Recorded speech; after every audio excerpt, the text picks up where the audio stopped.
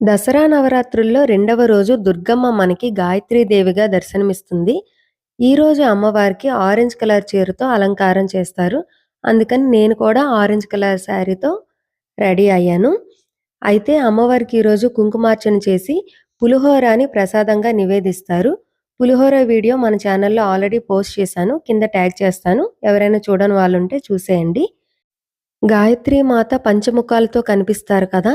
అమ్మవారితో పాటు ఉన్న మిగతా 4 ముఖాలు చతుర్వేదాలకి ప్రతీక.